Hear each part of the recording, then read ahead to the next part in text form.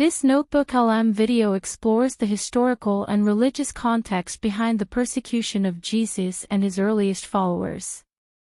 Jesus was condemned for breaking Sabbath rules, forgiving sins, and claiming divine authority. What was once condemned as dangerous heresy later became the foundation of Christianity, showing how power defines orthodoxy across history. You know, it's pretty wild when you think about it. The founders of one of the world's biggest religions were, in their own time, seen as criminals. It's a huge paradox, right? The central figures of Christianity, Jesus, his apostles, they were all accused, put on trial, and, in a lot of cases, executed by the authorities of their day. So how in the world does that happen? How do you go from being an inspirational leader to being branded a heretic, a blasphemer, and a traitor?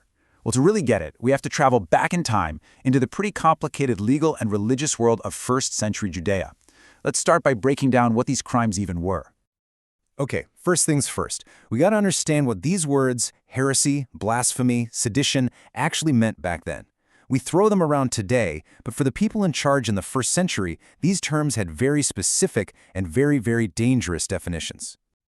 Now, heresy is super interesting. It wasn't about someone just leaving the Jewish faith. A heretic was an insider, someone who was challenging the official, established interpretation from within. And you can imagine how threatening that was to the powers that be.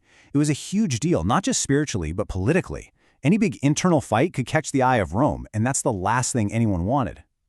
Blasphemy? Now that was on another level. It was basically high treason against God himself. And according to biblical law, the punishment was death by stoning. But here's the catch. Later on, religious law made it super specific. To actually get the death penalty, the person had to use God's sacred name, YHWH, out loud in a curse. It was a legal loophole, really, that made getting a conviction for capital blasphemy incredibly tough. And then you've got sedition. This was the one the Romans really cared about. For them, sedition was any kind of speech or action that could even hint at a rebellion. So, in a tense, occupied place like Judea, you can bet that any movement gathering big crowds and talking about a new king or a kingdom was going to set off all kinds of alarm bells for the Roman governor. Okay, so let's break this down. You can see here how heresy and blasphemy were religious issues, right? They were handled by the Jewish High Council, the Sanhedrin. But sedition, that was political. And notice who gets the final say on life and death, the Roman governor. The Romans kept the ultimate power of capital punishment, what they called the power of the sword, for themselves. And that little detail, it's the key to this whole story. So now that we've got the lay of the land, let's see how this all played out with Jesus. His teachings, his actions, they were a direct challenge to the religious establishment, and that's exactly where the trouble began. One of the biggest flashpoints was the Sabbath. The Pharisees had this really complex set of rules. We're talking 39 different categories of work you just couldn't do. So when they saw Jesus healing people on the Sabbath, they saw it as a blatant violation. But Jesus just turned it around on them. He basically said they were missing the whole point. For him, acts of mercy didn't break the Sabbath. They were the fulfillment of it. By saying that, he was claiming he had the authority to interpret God's law over them. But here's where he really crossed a line, at least in their eyes. He claimed he could forgive sins. Now, in first-century Judaism, that was a power that belonged to God and God alone. So when Jesus tells a paralyzed man, "Your sins are forgiven," the religious scholars just lost their minds. You can almost hear them muttering, "Who does this guy think he is? This is blasphemy. Only God can forgive sins." He was claiming a power that was way above his pay grade, according to them. And it all just boils over at his trial. The high priest, Caiaphas, asks him straight up, "Are you the Messiah?" And Jesus' answer sealed the deal. He says, "I am, and you will see the Son of Man sitting at the right hand of the Mighty One." That reference to the Son of Man from the book of Daniel, they understood it as a direct claim to being divine. For Caiaphas, that was it. Game over. You've heard the blasphemy. It was an open and shut case.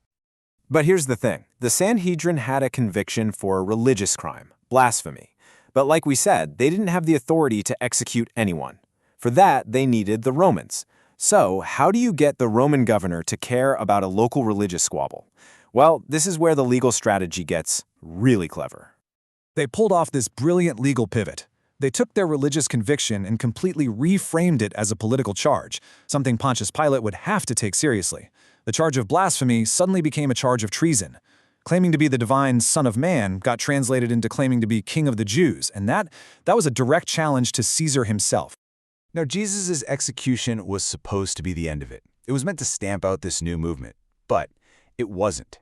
His followers, the apostles, they picked up the torch and kept going, preaching the same dangerous heretical stuff. And, no surprise, they ended up facing the exact same consequences.